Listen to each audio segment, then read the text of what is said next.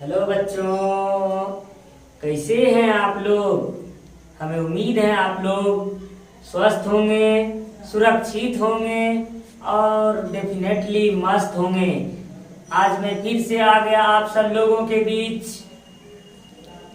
एक नया अनोखा प्रोसेस वाला पाठ लेकर। जी हाँ, आज हम लोग पढ़ेंगे कक्षा 12th के biology class chapter number 3 female reproductive system part 5। आज हम लोग जानेंगे एक अनोखा प्रोसेस के बारे में। आप लोग जो ये लंबे लंबे ऊंचे ऊंचे पर्वत ये जो देख रहे हैं, ये कुछ नहीं, ये तो सिर्फ और सिर्फ यह एक अनोखा प्रोसेस की माया है। जी हाँ, फीमेल में एक अनोखा प्रोसेस होते हैं। आज हम लोग उन्हीं के बारे में हम लोग जानेंगे, पढ़ेंगे। सबसे पहले स्वागत है आप सभी का आईसीसी भारती क्लासेस में, और मैं हूं आपका भारती सर। एक बार फिर से मैं आप सबों के बीच लेकर आ गया फीमेल रिप्रोडक्टिव सिस्टम पार्ट 5। जी हाँ, पार्ट 5 में आपका स्वागत है। और आज हम लोग एक अनोखा प्रोसेस जो पढ़ेंगे, आज हम लोग जानेंगे इस प्रोसेस के बारे में, जिस प्रोसेस का नाम है मेंस्ट्रुअल साइकिल। जी हाँ, आज हम लोग पढ़ेंगे मेंस्ट्रुअल साइकिल, जिसको हम लोग मासिक चक्र, जी हाँ मासिक चक्र अर्थात रजोधर्म कहते हैं। जी हाँ, फीमेल में आज हम लोग जानेंगे यह प्रोसेस कब होता है और इसकी शुरुआत कब होती है। आज हम लोग इसके बारे में हम लोग जानेंगे, तो आप लोग जुड़े रहिए हमारे साथ और कॉपी और पेन निकाल कर हो जाइए तैयार, क्योंकि आज हम लोग जानेंगे मेंस्ट्रुअल साइकिल। जी हाँ, मासिक चक्र के बारे में हम लोग आज पढ़ेंगे।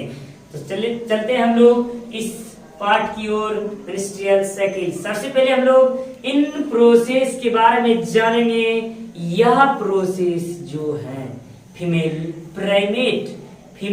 प्राइमेट में अर्थात मादा में, अर्थात इसमें ले सकते हैं हम लोग मंकी प्राइमेट हो गया, इसमें फीमेल प्राइमेट यानी फीमेल प्राइमेट स्त्री जाति में, जैसे मंकी, एप एंड ह्यूमन, ये सब में एक प्रोसेस होते हैं रिप्रोडक्टिव प्रोसेस। जी हाँ, फीमेल प्राइमेट में एक रिप्रोडक्टिव प्रोसेस होते हैं, जिसे हम लोग मेंस्ट्रुअल साइकिल के नाम से जानते हैं। जी हाँ, यह जो होती हैं, यह स्त्री में अर्थात फीमेल में, यह फीमेल में 10 से 14 वर्ष अर्थात प्यूबर्टी। जी हाँ, प्यूबर्टी के समय में ये शुरुआत होती है। यह जो होती है, इसको यूं कहा जाए, अगर इसको यूं कहा जाए तो यह मेंस्ट्रुअल साइकिल प्यूबर्टी का परिचायक है। फीमेल में प्यूबर्टी का परिचायक जो होता है मेंस्ट्रुअल साइकिल को कहा जाता है फीमेल प्राइमेट में। तो ये जो होते हैं, यह एक नेचुरल प्रोसेस होते हैं। It is a natural process. जी हाँ, हम लोगों ने जाना कि यह क्या होते हैं, एक नेचुरल प्रोसेस होते हैं। जी हाँ, यह मेंस्ट्रुअल साइकिल जो होते हैं एक नेचुरल प्रोसेस होते हैं। यह जो होते हैं, यह कंट्रोल होते हैं 2 साइकिल से। जी हाँ, यह 2 प्रकार के साइकिल से यह कंट्रोल होते हैं, अर्थात ये इसकी प्रक्रिया प्रोसेस जो होते हैं 2 तरीके से, यानी दो साइकिल में होते, एक ओवेरियन साइकिल और एक यूटेरस साइकिल, 2 लेवल से। और यह जो होते हैं उन्हीं दोनों साइकिल से 4 हार्मोन से यह कंट्रोल होते हैं। It is controlled by 4 hormone. जी हाँ, 4 हार्मोन। यह जो कंट्रोल होती है यह चार हार्मोन से कंट्रोल होते हैं। ये जो होते हैं 4 हार्मोन से कंट्रोल होते हैं। इसके बाद हम लोग जान लें कौन कौन से हार्मोन होंगे। वो ये जो होते हैं FSH और LH। जी हाँ, फॉलिकल स्टिमुलेटिंग हार्मोन। और होते हैं ल्यूटेनाइन हार्मोन और एस्ट्रोजेंस और प्रोजेस्टेरोन। इन चारों हार्मोन से यह प्रोसेस जो होते हैं प्रोसेस होते हैं। और यह जो होते हैं सबसे प्रथम बार यह जान लेना जरूरी है कि फीमेल में जब प्रथम बार मेंस्ट्रुअल साइकिल अर्थात प्यूबर्टी का परिचायक अर्थात जब उसमें युवा अवस्था जब शुरू होती है तो उसी समय से यह प्रोसेस डेवलपमेंट हो जाती है अर्थात स्टार्टअप हो जाती है, डेवलपिंग शुरू हो जाती है। तो वो प्रोसेस जो होती है कहलाती है। तो फर्स्ट बार जब मेंस्ट्रुअल साइकिल होती है अर्थात MC मासिक धर्म जब मासिक चक्र जो होती है तो वो पहला प्रोसेस जो कहलाती है मेनार्च कहलाती है। जी हाँ, तो पहला process first menstrual cycle process जो होती है मेनार्च कहलाती है। जी हाँ, तो हम लोगों ने जाना प्रथम प्रोसेस अर्थात MC का प्रथम प्रोसेस जो पहली बार होता है उसको हम लोग मेनार्च कहते हैं। अब आप लोगों के ये सवाल उठ रही होगी कि क्या यह प्रोसेस लगातार चलते रहेगा क्या? जी नहीं, यह प्रोसेस लगातार नहीं चलते रहेंगे, इसका भी एक लिमिट सीमा होती है। जी हाँ, इसका एक लिमिट सीमा होती है। इसका एक लिमिट सीमा। अब कहीं सोचेंगे लिमिट सीमा क्या होती है? जी हाँ, इसकी एक लिमिट उम्र जो होती है फीमेल में इस चक्र की मैक्सिमम 45 से 50 इयर्स तक होती है। अर्थात कोई भी फीमेल में जब तक यह प्रोसेस जारी होती है अर्थात तब तक उसमें रिप्रोडक्शन की क्षमता होती है अर्थात रिप्रोडक्टिव हार्मोन उसमें सीक्रेट होते रहते हैं। तो इसके मैक्सिमम टाइम जो होते हैं 45 से 50 इयर्स तक होती है, 45 से 50 ईयर तक होती है। और जो आखिरी अर्थात आखिरी स्टेज अर्थात जो अंतिम ending of menstrual cycle phase is the called menopause. जी हाँ, यह मोनोपॉज कहलाते हैं। और जो ये जो शुरू में हुआ इसको हम लोगों ने जाना मेनार्च और इसको जब 45 से 50 इयर्स तक में जब ये एंडिंग वाले होंगे तो उसको हम लोग जानेंगे मोनोपॉज। जी हाँ, उसको हम लोग जानेंगे मोनोपॉज। जी हाँ, हम लोग जो एंडिंग वाला होगा उसको हम लोग मोनोपॉज जानेंगे। अंतिम चक्र वो जो होते हैं मोनोपॉज होते हैं। अब हम लोग इस प्रोसेस के बारे में हम लोग जानेंगे। यह जो होते हैं मिनिमम से मैक्सिमम यह 28 से 29 दिनों तक चलता है। जी हाँ, यह एक साइकिल जो होती है एक साइकिल 28 से 29 दिनों तक चलती है। जी हाँ, मैक्सिमम 28 से 29 दिनों तक। इन्हीं 28 से 29 दिनों में यह 4 फेज में पूरा होती है। जी हाँ, यह 4 फेज में पूरा होते हैं। 4 फेज 4 फेज वो फेज जो होंगे आप लोग देख रहे होंगे। ये फेज मेंस्ट्रुएशन, फॉलिकल फेज अर्थात यह menstrual phase, follicular phase, ovulation and luteal phase. जी हाँ, ये 4 फेज, इन्हीं 4 फेज से यह मेंस्ट्रुअल साइकिल का प्रोसेस पूरा होते हैं और एक नेक्स्ट साइकिल का फिर से 28 से 29 दिनों के बाद इसकी पुनरावृत्ति हो जाती है।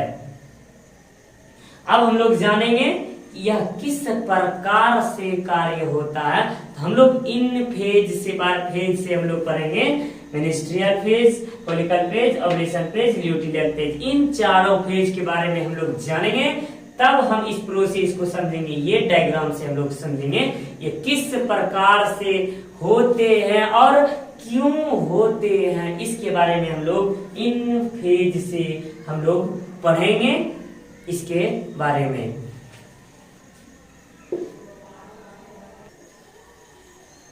तो बच्चों हम लोग पहला फेज, जी हाँ पहला फेज हम लोग फर्स्ट अर्थात 1 से 5 दिनों के फेज के बारे में हम लोग पढ़ेंगे।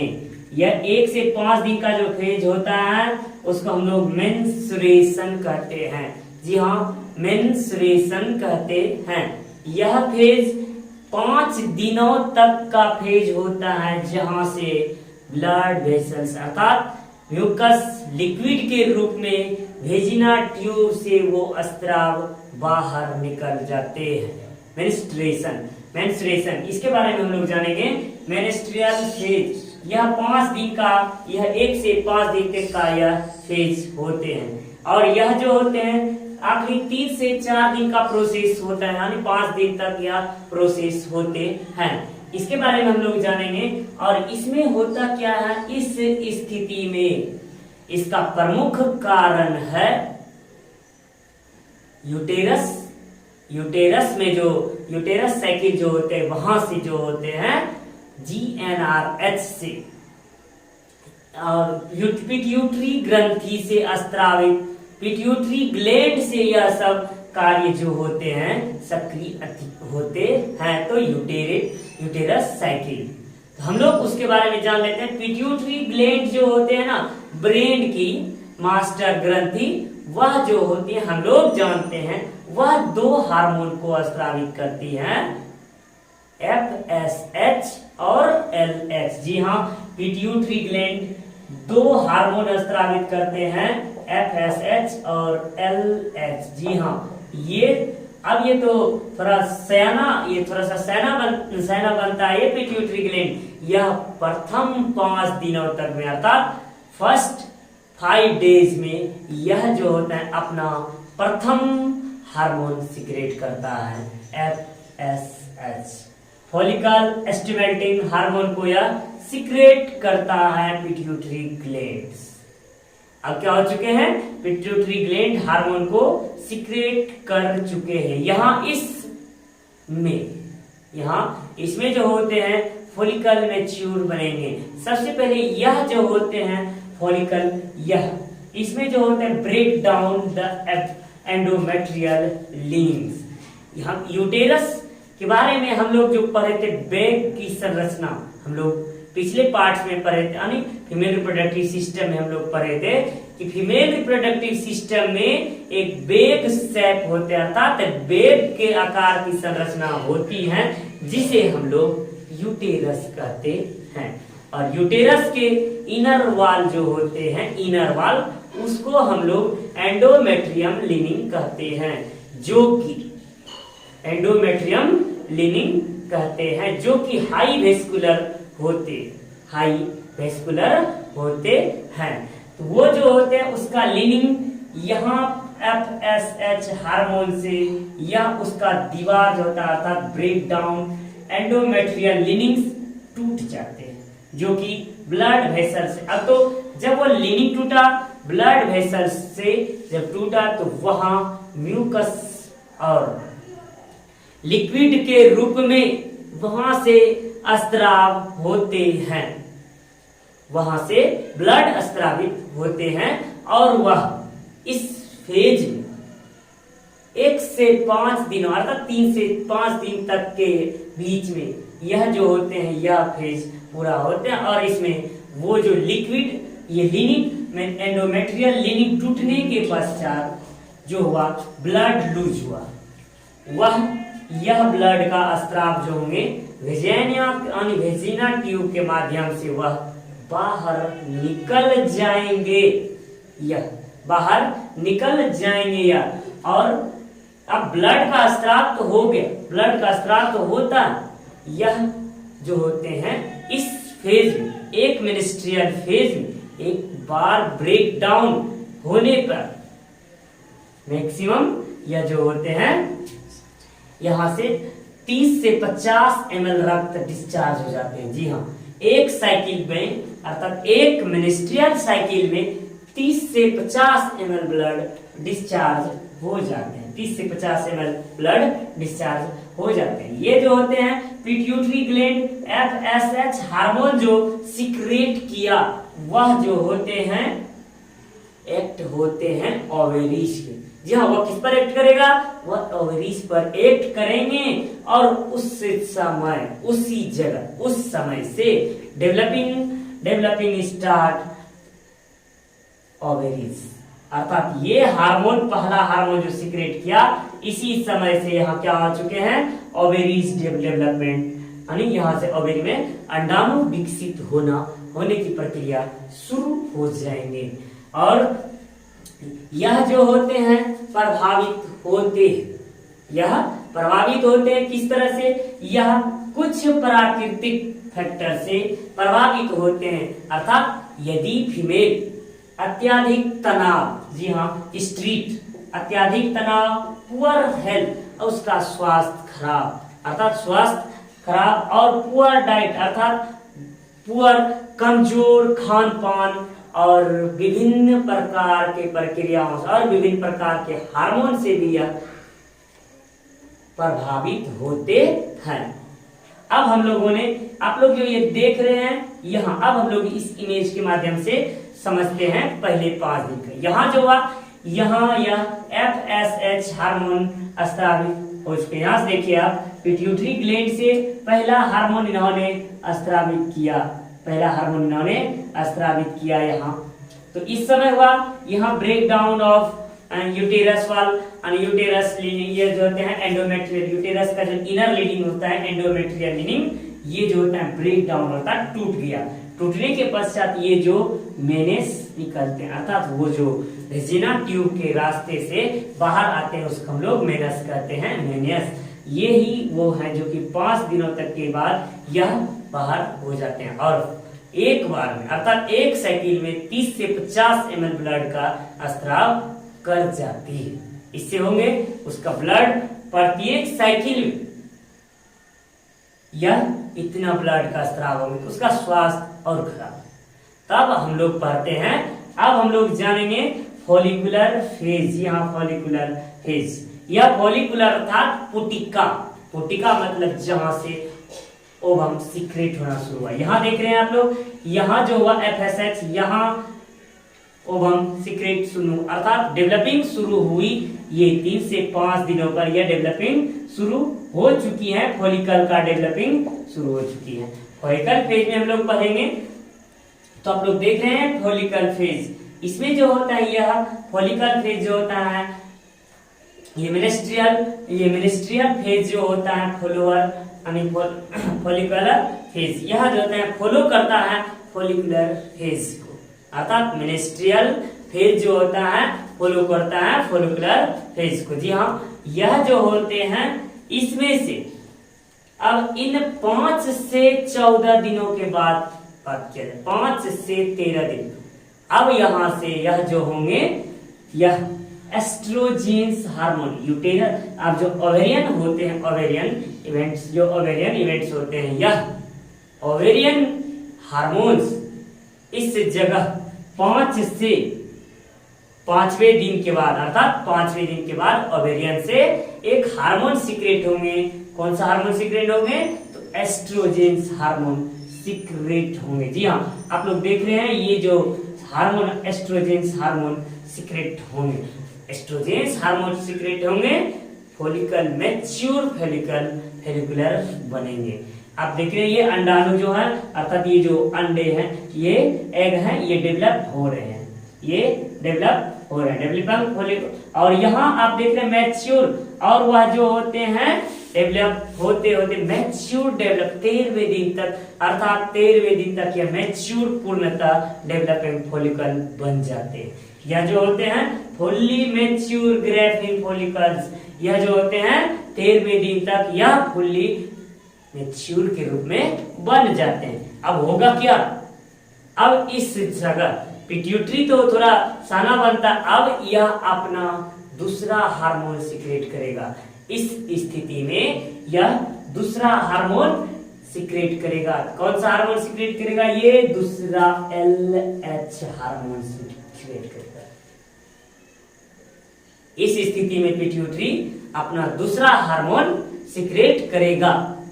और आप लोग जान लें कि यह गोनेडोट्रोपिन हार्मोन से सिक्रेट। जी हाँ, पिट्यूटरी का भी एक बड़ा बाप है हाइपोथैलेमस, उससे स्रावित होने वाला हार्मोन GnRH। जी हाँ, GnRH, वहां से GnRH हार्मोन स्रावित होते हैं, अर्थात गोनेडोट्रोपिन हार्मोन स्रावित होते हैं हाइपोथैलेमस से। वह क्या करते हैं, पिट्यूटरी को संकेत देते हैं। कौन? ये गोनेडोट्रोपिन हार्मोन जो होते हैं उसको आगे उसको सहायता करते हैं, अर्थात उसको उत्सुकता जगाते हैं या LH हार्मोन स्रावित करते हैं। अब होगा क्या, LH हार्मोन जब स्रावित होते हैं या मैच्योर फोलिकुलर ग्राफिन फोलिकुलर बन चुके हैं, यह मैच्योर मात्रा में यह बन चुके हैं, और यह LH हार्मोन के प्रभाव से 14वें दिन, जी हाँ, मिडल मेंस्ट्रुअल साइकिल के मिडल डेज में, अर्थात मिडल टाइम 14वें दिन होंगे क्या, LH के प्रभाव से ये फोलिकल फूट गया, अर्थात फोलिकल फूट गया। अब होगा क्या, इस जगह से, उस फोलिकल से एक एग का निर्माण होगा। जी हाँ, यह एक डेवलपमेंट होंगे, ग्रोथ हो, अर्थात वहां ओओसाइट्स का निर्माण होगा।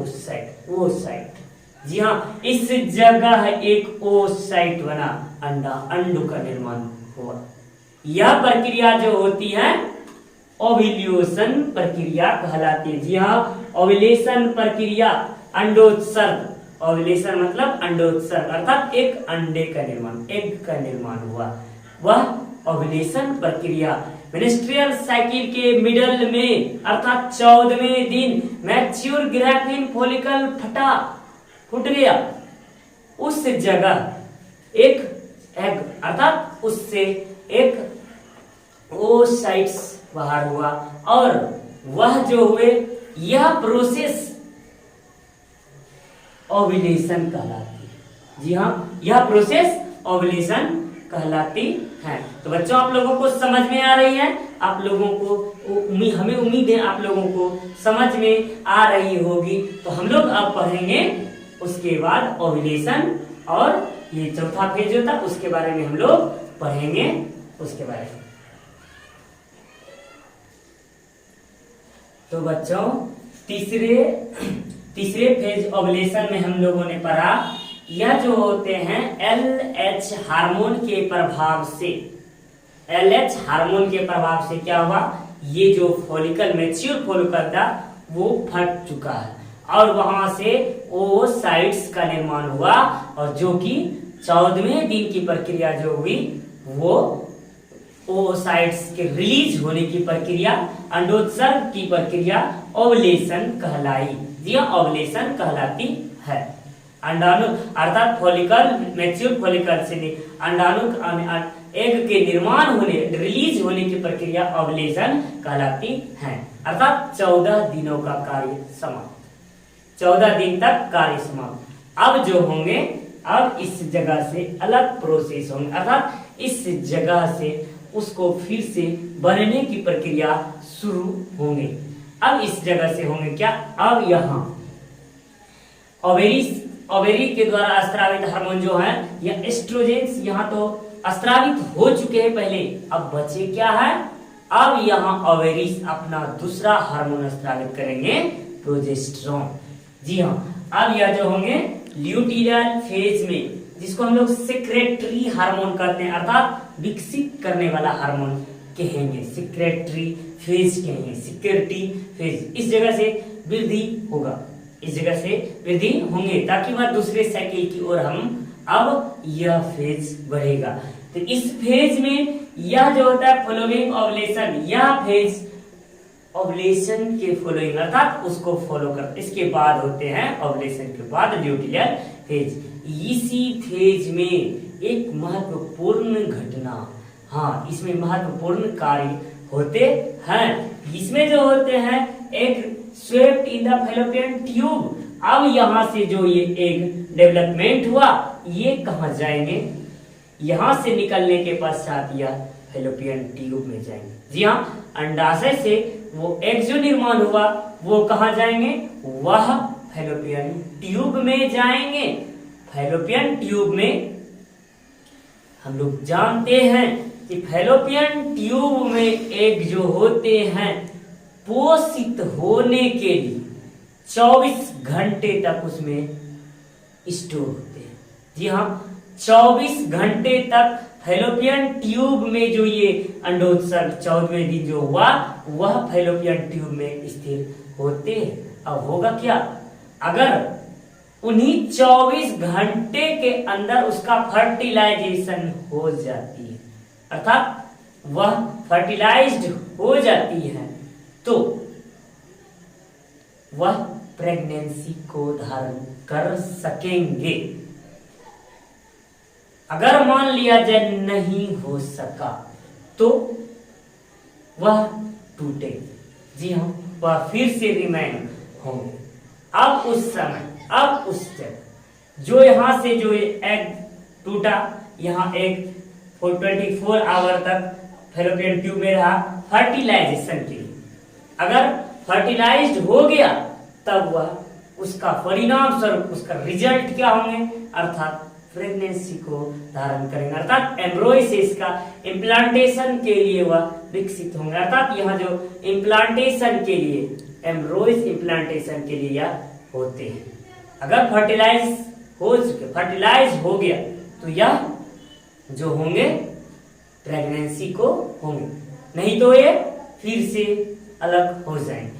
यह अर्थात दोबारा यह होंगे 24 घंटे के पश्चात, अर्थात ये 14वें दिन जब ये रिलीज हुआ, इसको 15वें 16वें दिन इसको फर्टिलाइज्ड होना है। इसके पश्चात वह दोबारा फर्टिलाइज्ड नहीं हो सकेंगे। इतने समय के बाद वह दोबारा नहीं हो सकेंगे। अब इसके पश्चात यहां से जो ये अर्थात यहाँ से जो ओसाइट्स वहां देखिए, वहां जो होंगे कुछ झुर्रियां बच जाती, अर्थात यहाँ कुछ पीले पीले टाइप का वहां जो बच जाते हैं उसको हम लोग कार्पस ल्यूटियम कहते हैं।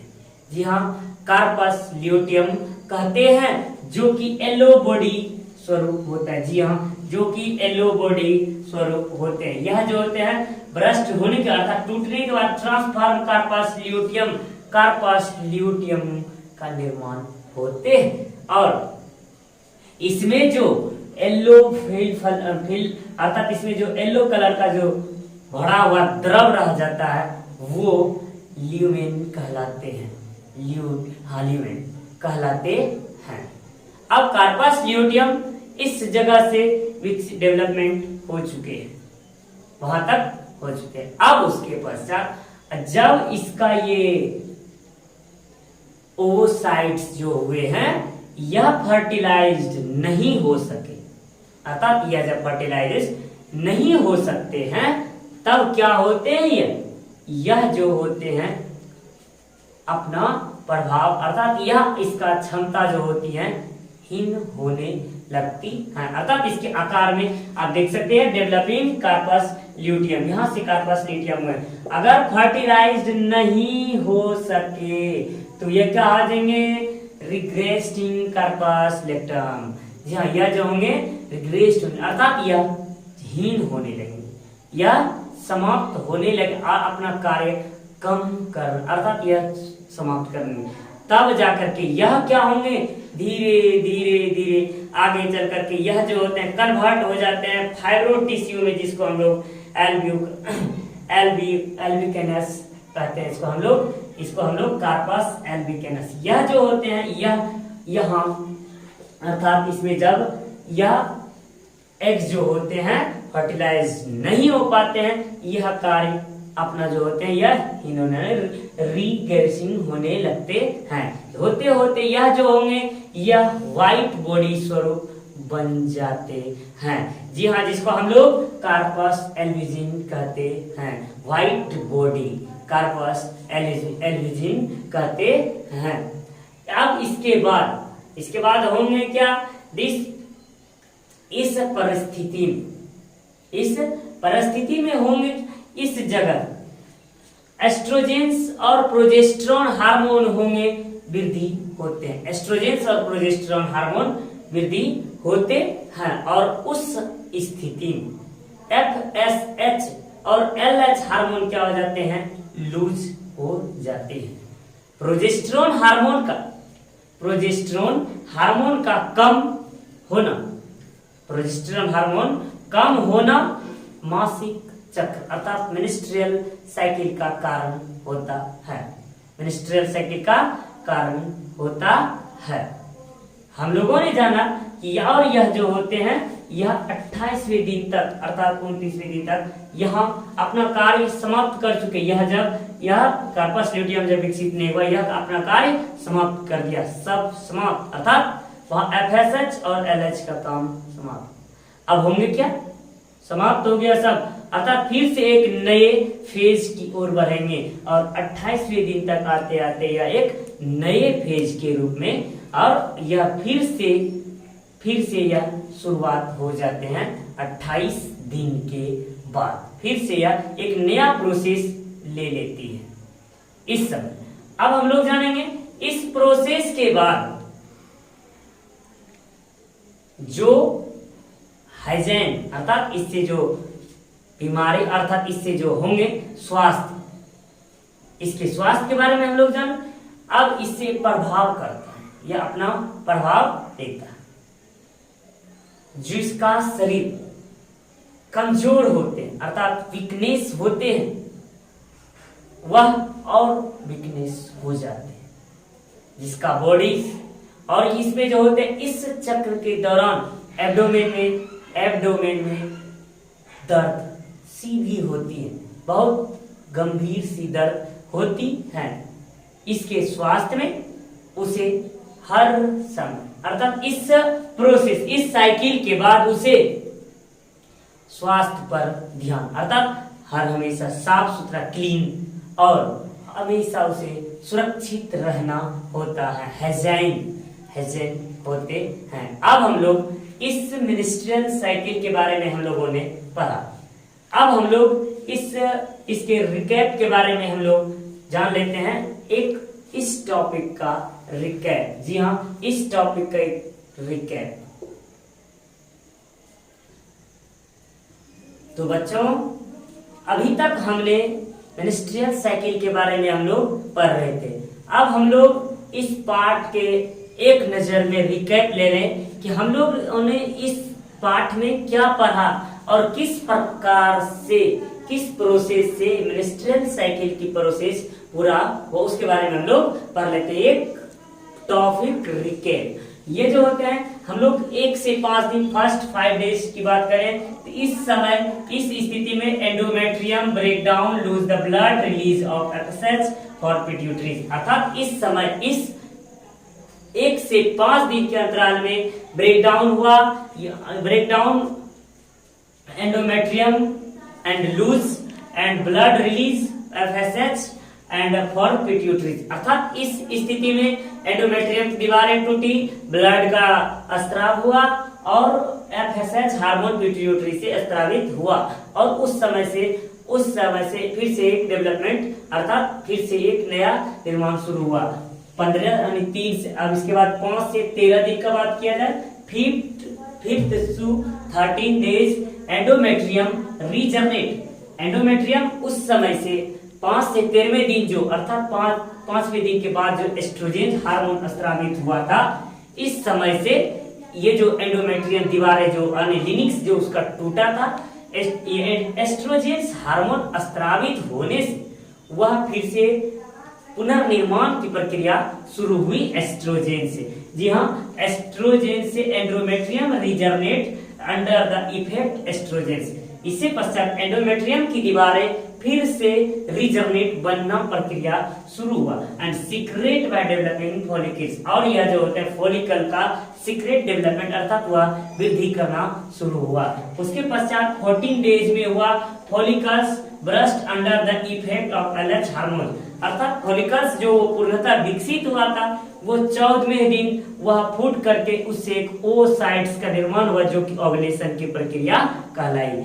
और उसके पश्चात होंगे 15 से 28वें दिन अर्थात 15 to 28 days remaining past burst follicle transform corpus luteum, अर्थात 15 से 28वें दिन में जो हुआ रिमेनिंग पास्ट ऑफ ब्रस्ट, अर्थात वो जो यहाँ से फॉलिकल्स फूटा, ब्रस्ट जो हुआ वो ट्रांसफॉर्म हुआ कार्पस ल्यूटियम के रूप में परिवर्तित हुआ, जो कि एक येलो बॉडी था कार्पस ल्यूटियम। जब उस समय corpus luteum secrete progesterone hormone को उन्होंने स्रावित किया और उसके पश्चात इन्फ्लुएंस एंडोमेट्रियल ग्लैंड्स मींस, अर्थात इसके प्रभाव से जो हुआ एंडोमेट्रियल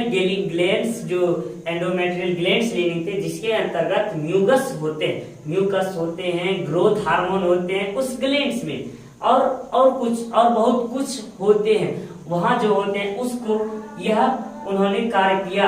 उसके पश्चात बिगेन सिक्रेशन, इसके प्रोजेस्टेरोन के सिक्रेट होने से इसके सिक्रेशन को वो जो एंडोमेट्रियल ग्लैंड था वह सिक्रेट हुआ, उसकी दीवारें मजबूत हुई। उसके पश्चात जब ओसाइट्स अर्थात वो जब अंडाणु विकसित अर्थात वो निषेचित नहीं हो सके, फर्टिलाइज नहीं हो सके, तो वह क्या होंगे 24 घंटे में फर्टिलाइज नहीं होने पर कार्पस ल्यूटियम क्या हो जाएंगे, डिग्रेडेट होने लगेंगे, अर्थात समाप्ति होने लगेंगे, टूटने लगेंगे, अर्थात वह अपना रूप बदलने लगेंगे और वह डिग्रेडेट होते होते वह कार्पस एल्बिकेंस हो जाते हैं, जो कि व्हाइट बॉडी होते हैं, व्हाइट बॉडी में वह परिवर्तित हो जाते हैं। उसके पश्चात secretion of oestrogen and progesterone stop. उस समय अब क्या होंगे, जब कार्पस ल्यूटियम अपना रूप बदल लिया, अर्थात उस समय एस्ट्रोजन और प्रोजेस्टेरोन का स्राव होना समाप्त, उस समय से एक नए फेज की शुरुआत। जब एस्ट्रोजन और प्रोजेस्टेरोन हार्मोन रुक जाते हैं तो उस समय से वह फिनिश समाप्त हो जाते हैं और उसे leads to bleeding down endometrium, और क्या हो जाते हैं, ब्लड का स्राव रुक जाते हैं।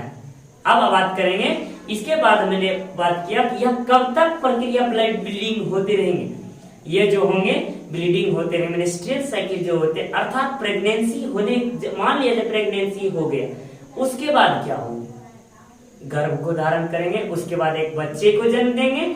बच्चे जन्म देने के पश्चात जब तक उसके ब्रेस्ट से दूध का अर्थात ब्रेस्ट से मिल्क को प्रोड्यूस होंगे, अर्थात मिल्क स्रावित होंगे, तब तक यह क्रिया उसमें स्थगित रहेगी, अर्थात रुकी हुई रहेगी। फिर से वह ब्रेस्ट से मिल्क सिक्रेशन समाप्त होने के पर रुकने के पश्चात वह फिर से यह प्रक्रिया शुरू होते रहेंगे और वह मैक्सिमम 45 से 50 की उम्र तक यह प्रक्रिया जारी रहेंगे। तो बच्चों, आज की कक्षा में हम लोगों ने मेंस्ट्रुअल साइकिल के बारे में हम लोगों ने पढ़ा और इसके बारे में हम लोगों ने जाना।